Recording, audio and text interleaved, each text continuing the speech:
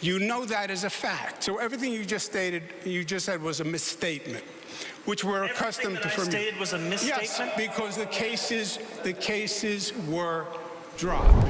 Is that we have all experienced your experience.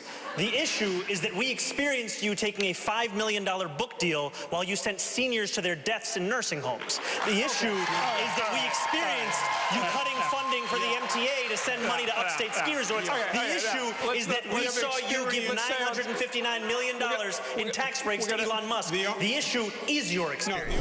My adversaries have decided to bump chests with President Trump to prove who's more macho. You can't beat Trump. He holds most of the cards. He's already cut federal funding for Medicaid, for the SNAP program, and is threatening to cut funds for NYCHA. So if you're all of a sudden going to get adversarial, you're going to lose. And who gets hurt? The people of New York City. You're going to have to confront President Trump. He is hyper-aggressive, and he is going to overstep his bounds.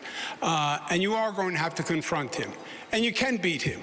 I confronted him, and I have beaten him. He was going to quarantine New York during COVID, and I stopped him. He was going to cut aid to federal programs, and I stopped him.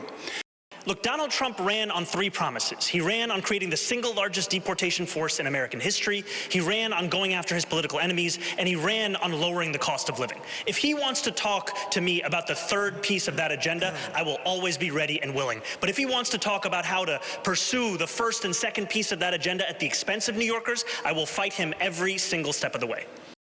Andrew, you didn't leave. You fled from being impeached by the Democrats in the state legislature. Leave. You fled. Eric Adams, this city of yes is on steroids, and he went wild taking care of his developer friends as he knew he would be one and done. I told you he was corrupt. I told you there would be chaos, and I warned you in 2021. I look forward to being a mayor for every single person that calls this city home. Not just those who voted for me in the Democratic primary, not just those that vote for me in this general election, but all 8.5 million New Yorkers. And that includes Jewish New Yorkers who may have concerns or opposition to the positions that I've shared about Israel and Palestine. I hear some people out there saying the Jews, their time is due, which means the same thing. They're frightened, they're scared. They view you as the arsonist who fanned the flames of anti-Semitism. They cannot suddenly accept the fact that you're coming in like a firefighter and you're going to put out these flames. You've got a lot of explaining to do, a lot of apologizing to do. If there was a ranked choice election, how would you vote, Mr. Mamdani? If there was a ranked choice election? In this. You'd have to rank these. Myself, number 1, and Curtis, number 2. Mr. Sliwa. Oh, please don't be glazing me here, Zohran. Would any of you accept Mayor Adams' endorsement? Mr. Mamdani? No. Mr. Cuomo? Yes, I would. Mr. Sliwa? Absolutely not. Put that crook in jail where he belongs. How do you not renounce your citizenship or demand BDS against Uganda for imprisoning people who are gay just by their sexual orientation? Isn't that a basic violation of human rights? I think he gets the question. My politics is consistent, and my politics is built on a belief in human rights for all people. And that extends to queer and trans New Yorkers, and it extends to queer and trans Ugandans. And had I known that the first deputy minister was the architect of that legislation, I would not have taken that photo. What do you say to the 13 women that you sexually harassed?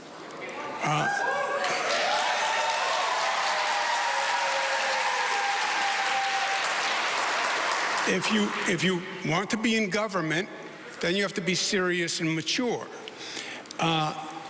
There were allegations of sexual harassment.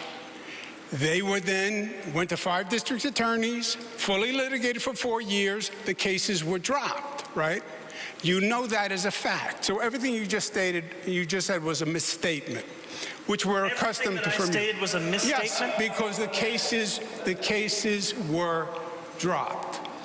No talking. Who is in favor of the cell phone ban in schools? Raise your hands. Everyone has raised their hands. They all are in favor of the cell phone ban. Thank you. Okay. I'm not going to release 7,000 criminals into New York City. Mr. Mamdani. There is no one on this stage that is saying that. Yet Andrew Cuomo will repeat it again and again. What I have said time and again, I'll repeat it again, is that yes, we have to close Rikers Island. Rikers Island is a stain on the history of this city. You will hear from Andrew Cuomo about his experience as if the issue is that we don't know about it. The issue is that we have all experienced your experience. The issue is that we experienced you taking a $5 million book deal while you sent seniors to their deaths in nursing homes. The issue is that we experienced you cutting funding for the MTA to send money to upstate ski resorts. The issue is that we saw you give $959 million in tax breaks to Elon Musk. The issue is your experience. Because if you raise it too high, and I believe 30 is too high, I would raise it to 20. If you raise it to too high, you do two things. People lose their jobs. You bankrupt businesses. You're talking about basically doubling payroll. It would cost $700 million a year to make the slowest buses in the country fast and free. And by doing so, we would generate more than double in economic revenue for New Yorkers across the city. It would be something that would reduce assaults on bus drivers, it would increase ridership on those buses, and it would actually have environmental impacts as fewer New Yorkers would drive their own car or take a taxi and would instead get on the bus. And I know all of this because I delivered it as a state assembly member who won the first free buses in New York City's history. First off, Zohran, I get a good belly laugh. Zohran, bro. Oh, all right. I'll keep practicing. I got you. Should people be arrested for the solicitation of sex, Mr. Sliwa? No. The Johns, yes. The pimps, the madams, and the absentee landlords. Okay. Mr. Mamdani. No. Mr. Cuomo. Zohran's decriminalization for prostitutes, Johns, and pimps would be a disaster on the quality of life in New York City. They should be arrested, you say? Should people be arrested for soliciting sex? It is a criminal offense. I would keep it as it is. Okay.